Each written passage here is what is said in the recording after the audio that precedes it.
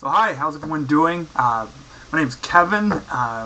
If you've stumbled on this on YouTube or on my blog, it's great to have you here. I'm trying something new out with my blog, and never played with this webcam that someone gave me for Christmas last year, or haven't even plugged it in, so I thought I would just turn it on and try something new with my blog.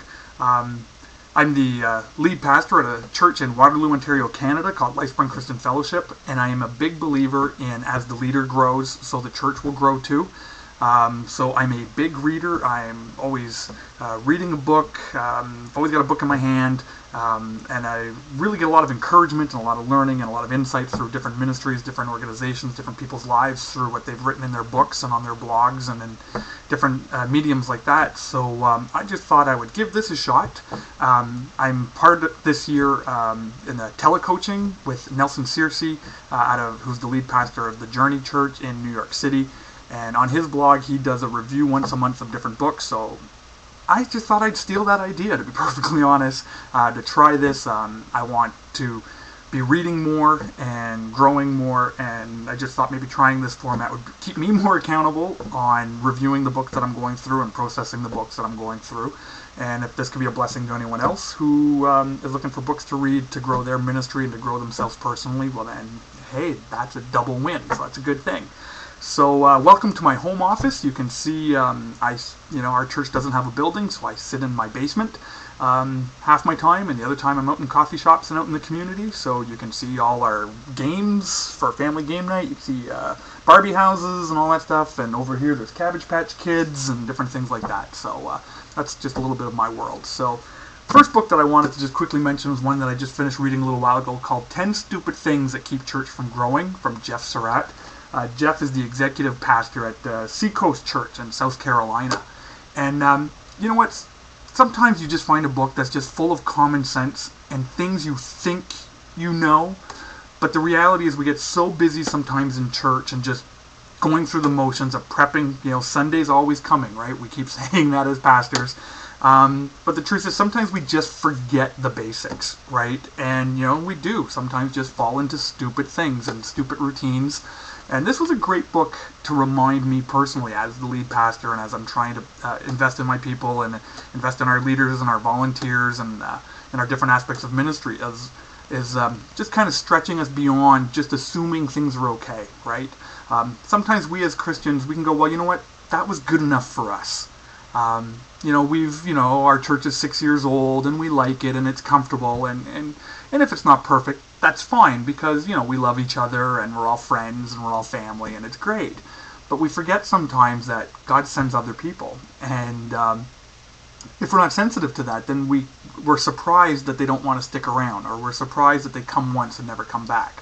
So this is the book that I'm taking kind of our celebration team through. Because two of the chapters that really stood out for me was the chapter on the worship service. Now, my church is a cell model church, so we've put a big emphasis on the home groups, on the small groups, so what they're studying, how we're training the leaders and all that. And it's only in the last 2 years where we've actually done a corporate celebration on Sunday mornings. And they're great, and it's nice, everyone gets together, and it's got a really nice family feel.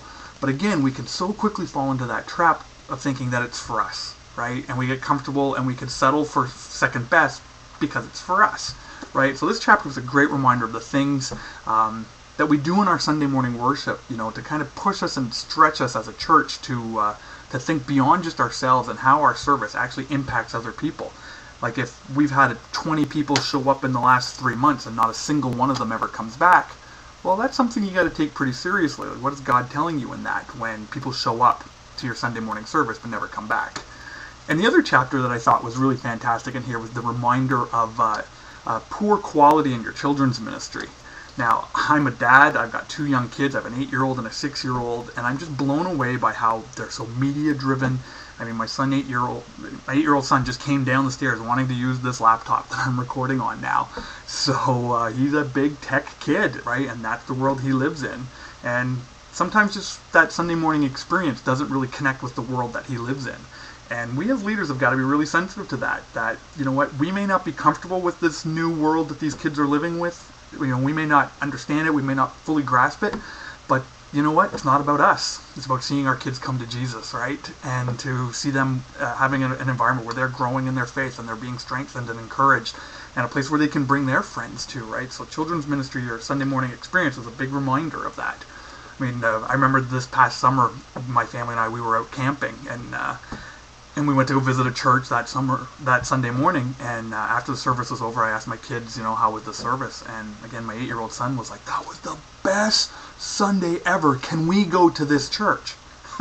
And, here I am, senior pastor of a church going, my kid doesn't want to go to my church. He wants to go to this other church. So now I'm good friends with that pastor at the other church. I'm trying to learn as much from him as possible about their children's ministry, which is great. Second book I just wanted to quickly recommend to you is a book that I read yesterday. I spent the whole day reading this book, and it's called The Imperfect Board Member by Jim Brown.